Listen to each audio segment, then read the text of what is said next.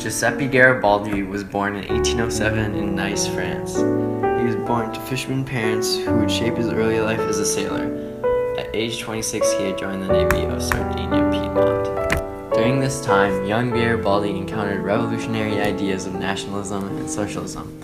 He was influenced heavily by Henry de Saint-Simon and Mazzini, who prompted him to join the revolutionary movement Young Italy and the Carbonari. In 1834, Garibaldi took part in insurrection to provoke a republican revolution in Piedmont. However, it failed and he was exiled. Garibaldi escaped to South America. Garibaldi served as a naval captain for the Rio Grande do Sul in their war for independence against Brazil. During his time in Brazil,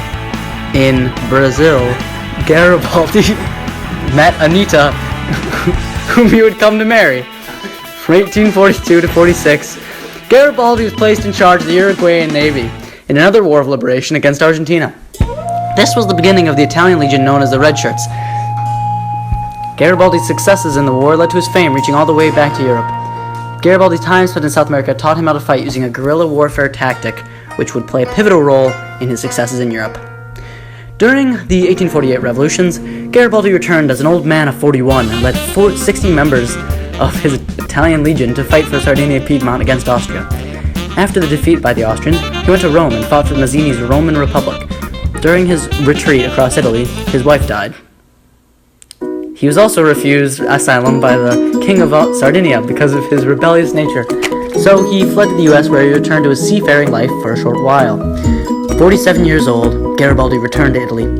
By this time, Garibaldi had given his support to Count Cavour, which won him the support of many of Mazzini's radical Republican followers. Garibaldi took part in another war against Austria and was extremely upset by the peace treaty as it seceded his hometown of Nice in Savoy to France. This led Garibaldi to denounce Cavour. In 1860, with Victor Emmanuel's support, Garibaldi embarked on the conquest of two Sicilies with his army of 1,000 known as the Red Shirts. Garibaldi went to the mainland and conquered Naples. Being loyal to Victor Emmanuel, Garibaldi gave up all his conquests to Sardinia. In 1861, Italy was unified under Victor Emmanuel, except for part of the Papal States. Garibaldi led a volunteer army to take Rome. However, the king was afraid of European intervention, so he sent an army. He sent an army that defeated Garibaldi's forces.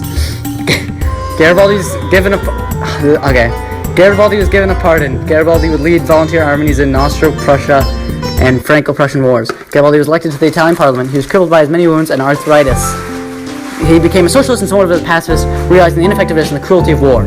He championed rights of workers, women, supported the abolishment of capital punishment, and complete racial equality.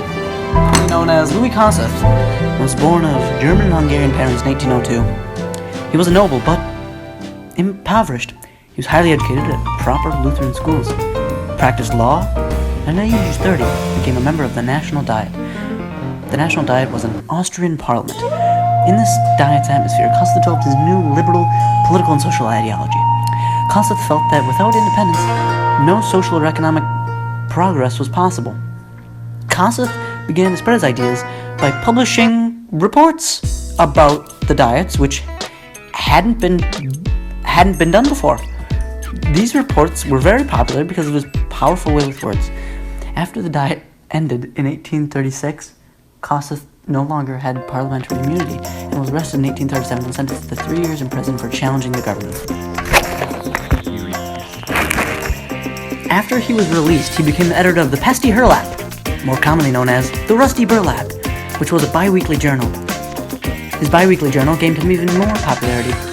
However, it alarmed Austrian authorities as well as Hungarian conservatives. It also alienated other Slavs as he insisted on the supremacy of the Hungarians.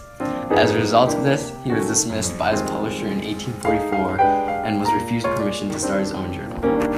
After this, Metternich invited Kossuth to work in service to the government, which he refused. Instead, Kossuth tried to develop an industrial and society to gain economic independence for Hungary, which failed. So Kossuth was elected to the Diet, and when news of the revolution in France spread there, Kossuth seized the opportunity and gave a magnificent speech demanding Hungarian independence. A panicking court accepted his address. Kossuth became financial minister and proved indispensable because of his popularity. This allowed him to expand military and retain Hungarian independence and to help other nationalist movements like his. The next months, Hungary faced overwhelming odds due to an impending army of angry Slavs. Kossuth assumed full control during this time, was able to rally the people and give them the heart to face what was coming, however futile. Before the Russian army could take him, he toured America and Britain, giving speeches. Despite his popularity with the people, he could not convince the governments to support Hungarian nationalism. He had extensive relationships with Mazzini, the Italian revolutionary, and with Louis Napoleon. Louis Napoleon asked Kossuth to organize a revolt in Hungary during the Franco-Austrian War. It fell apart, however, when Louis Napoleon backed off and made peace with Austria. Kossuth spent the rest of his life in poverty, disappointed with the leaders of Hungary, making concessions with the Austrians, like the Austro-Hungarian Compromise of 1867, or the Ausgleich, creating the dual monarchy. He died in 1894 and was heavily revered in Hungary as a strong, important revolutionary.